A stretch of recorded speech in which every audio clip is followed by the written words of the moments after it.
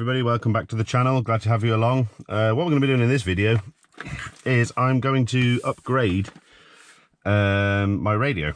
Basically what I've got in my E65 BMW is a bog standard radio, analog radio, which works fine. However, I would like to have the option of listening to some of the digital broadcasts that are available. There's a few channels on there that I quite like, so I want to have the ability to listen to them on my commute. So to that end, what I'm going to do is I'm going to fit the DAB 350BT from Nextbase. It's a simple adapter that obviously receives DAB streams and then broadcasts them to the vehicle radio over FM. Hopefully the sound quality will be good. I've no experience with this unit, so this is going to be a learning experience for me. In order to fit it, obviously I need to install everything that I need to do, the aerial, the digital aerial. The unit itself comes with a power adapter which can plug into a cigarette lighter. However, I don't like that option. I prefer to have something a little bit more discreet and permanent. So I've also picked up the hardwire kit, which is it's basically a dash cam hardwire kit, but it'll work for this unit because the connectors are the same and the power supply requirements are the same. So let's get it out of the box, have a look at what we've got, and set about installing it. All right then. Let's see what we've got. We've got instruction manuals. We don't need them. Nobody reads the instructions, do they? This will be the digital aerial. Yep, digital aerial, which will mount in the top of the windscreen. Top corner of the windscreen.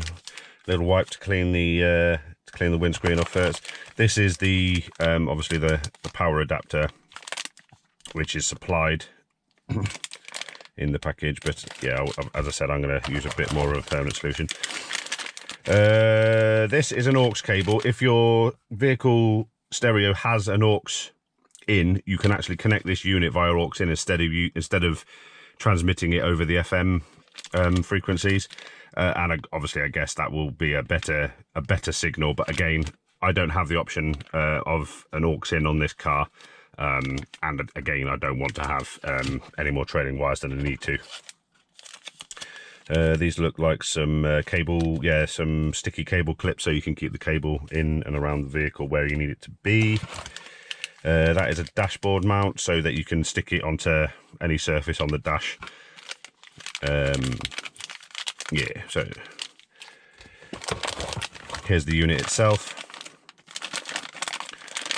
And as you can see, it's come pre-fitted onto a windscreen sucker mount, which is probably the option I'm going to go for, to be perfectly honest. I think what I'll most likely do is fit it around about here, just like that. I mean, it looks tidy there. It doesn't look silly. It doesn't look out of place. And it's easily within reach, so I can press the buttons should I need to do so. So that's probably where I'm gonna fit it.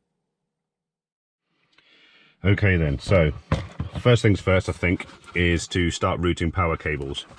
Both the power cable and the antenna.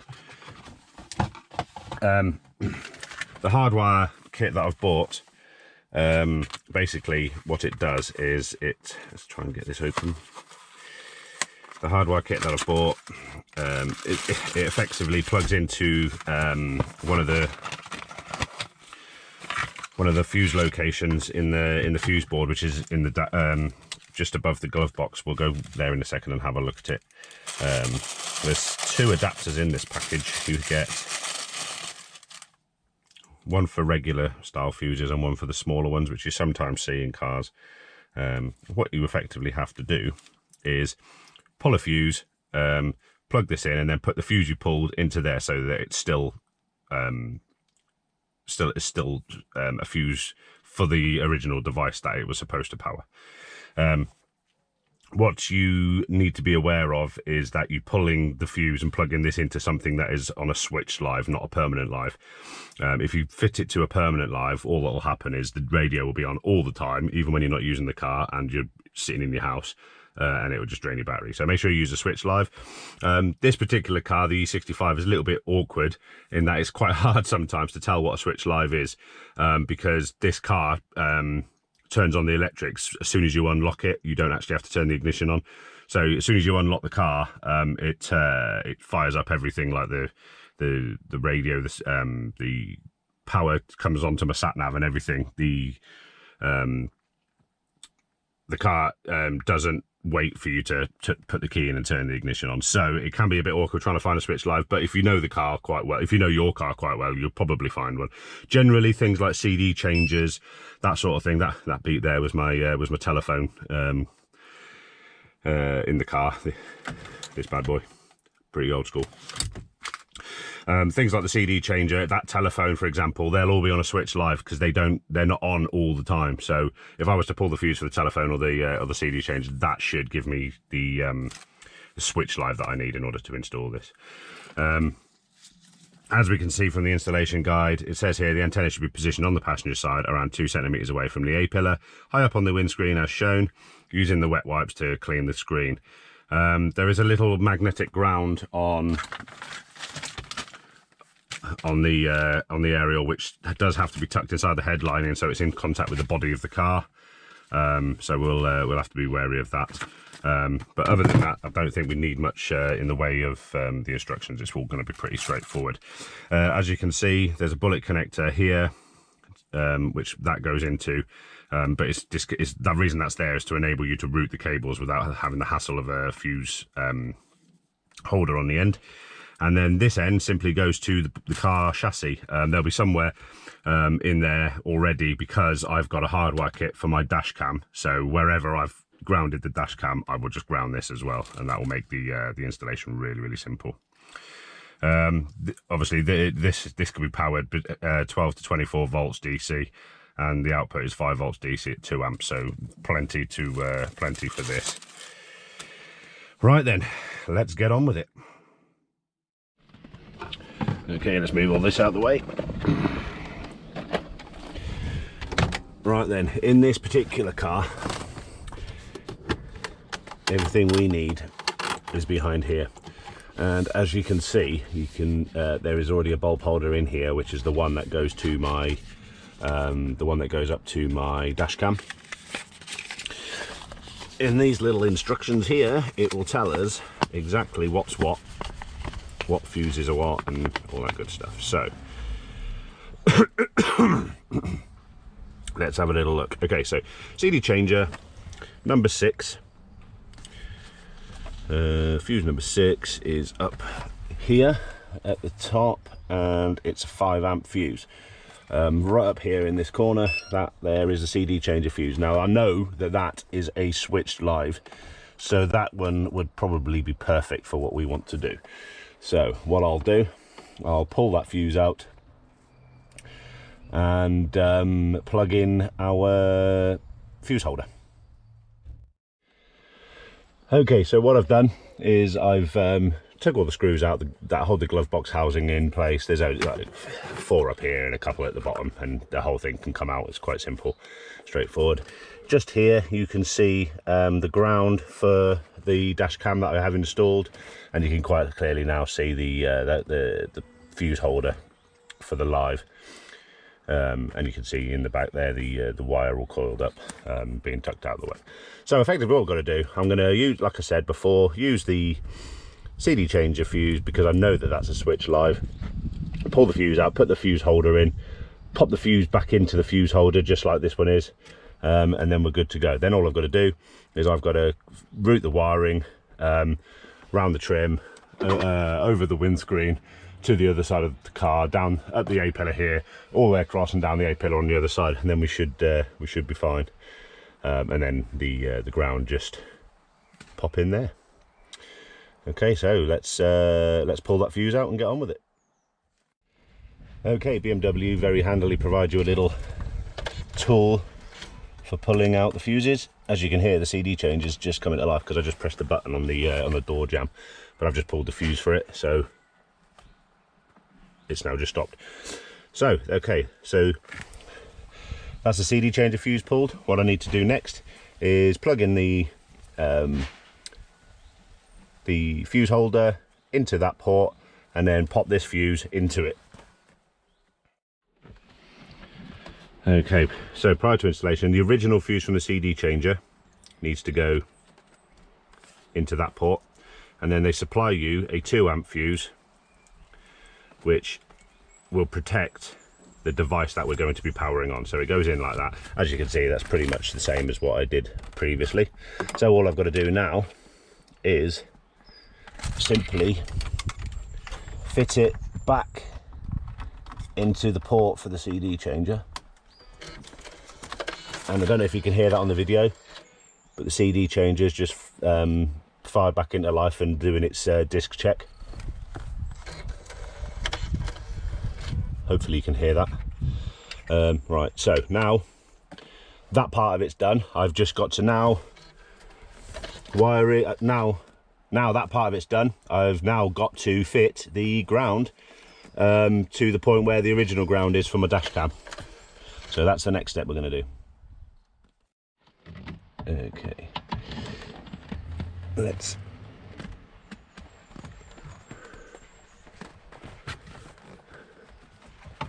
did that up quite tight.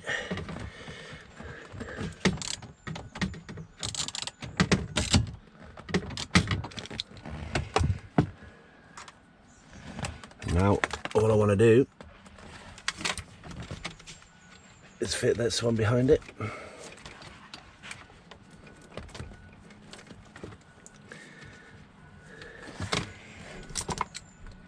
And then retighten it.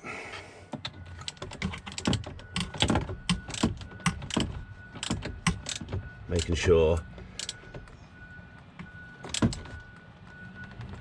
There we go. And that's good and tight. Now, a lot of this cable here is not going to be required.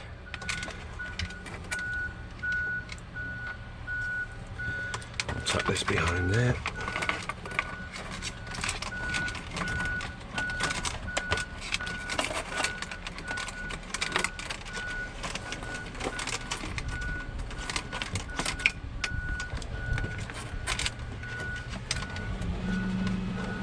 Plug that in.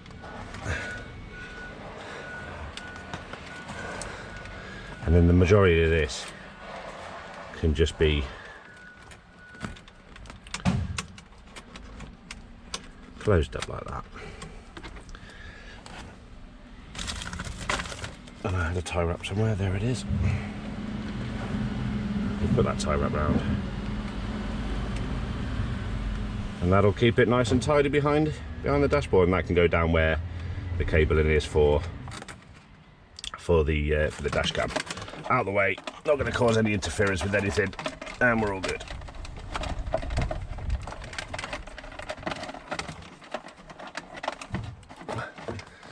Okay, so next step is to route this cable round to the driver's side A-pillar.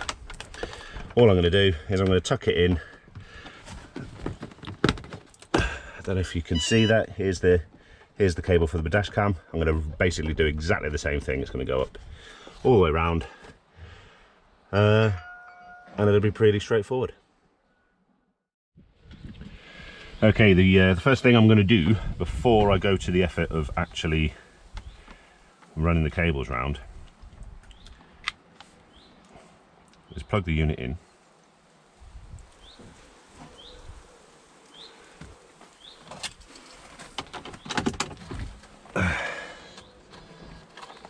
Make sure it fires up.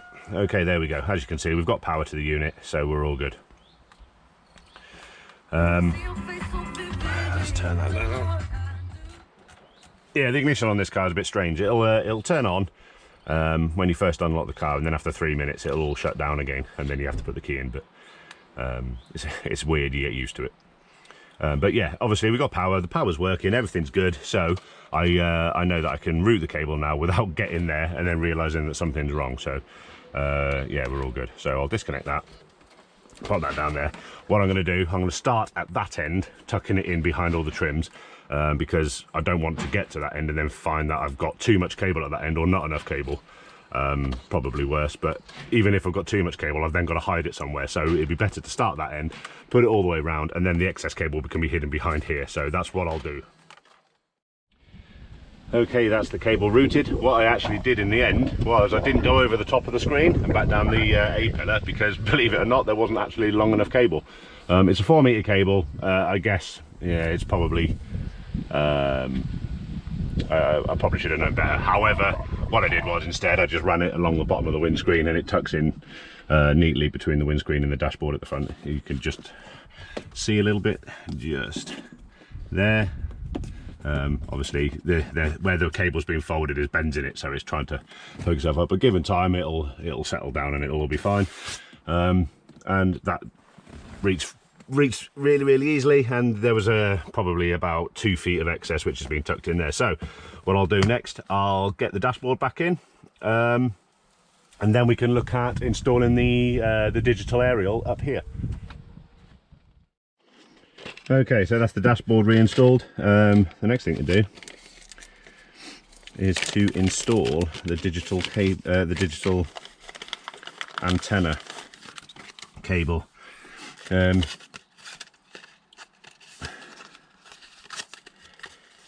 try and get out the packaging without damaging it. Okay. So, as you can see, the magnetic ground vastly improves the reception of the active antenna. It must be secured to a ferrous object in the car. If possible, it should be secured out of sight under the roof lining. And the active black box must be secured to a clean area of the windscreen which does not obscure the driver's view. See the installation guide. So I'm going to put it up here.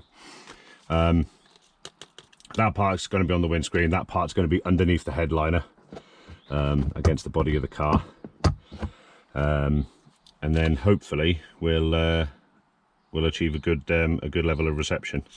That part there is obviously, it's on a like a little flyaway lead, I guess, from the box. So hopefully we should be able to get it in there without any real issues. Okay, so that's the next thing I'm going to do. And then what I'll do, I'll probably route this cable across the top, because I know I've got enough cable for that. And it would, otherwise I've got to come back down the A-pillar anyway, so that would probably be the most straightforward thing to do. So I'll fit this, and then we'll come back to the video once I've got the cable routed. Okay, so the aerial is now installed. This little cable here that goes up is magnetic at the other end, and it literally magnetizes to the shell of the car just inside the headliner. And then the cable I've routed all the way across the top of the windscreen, down the A-pillar and into the back of the unit, and then it's just held in at the back of the unit with a little brass screw thread. Just tighten it up by hand. It doesn't need to be overly tight, otherwise you'll probably damage the unit, if I'm being honest. Okay, what we'll do next is fire up the ignition. The unit's fired into life. First thing I'm going to do is I'm going to hold down the menu button. I'm going to go down to auto scan using the roll wheel, press the button. It's carrying out a scan of any available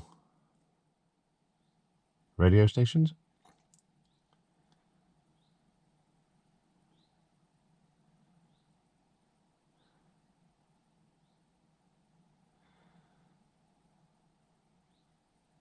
Okay, and now we have a radio station available to us, which is Absolute Radio 80s.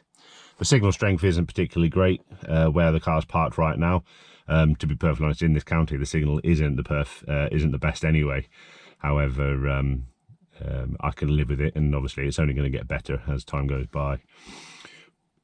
Okay, to get the unit to tune itself into a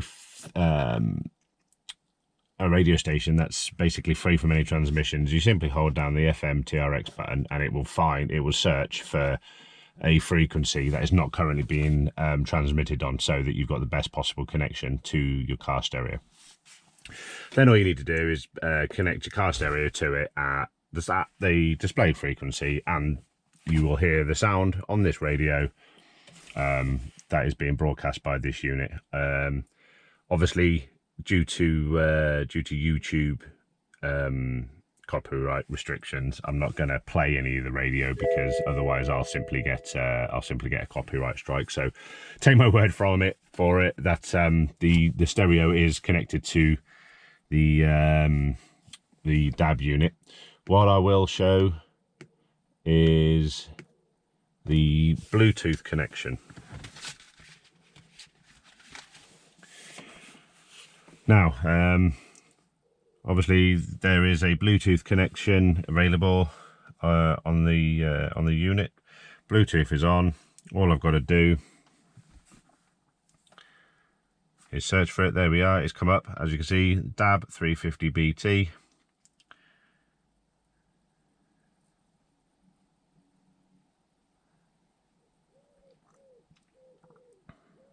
And we're now connected, and it's come up with my iPhone in the display, and I would be able to play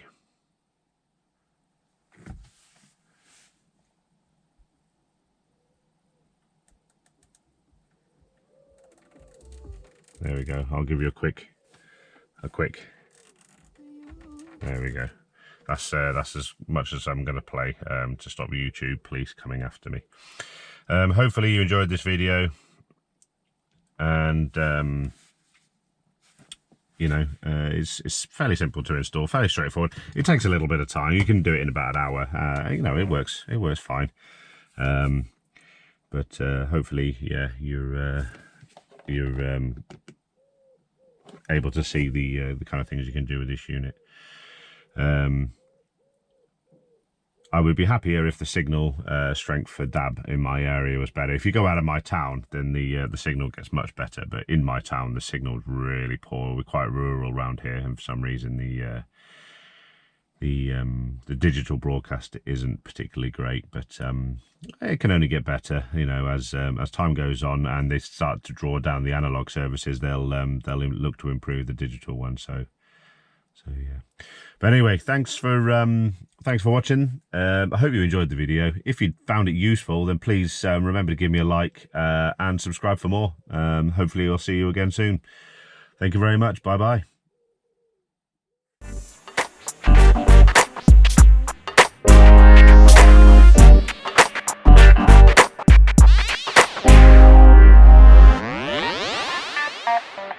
Yeah.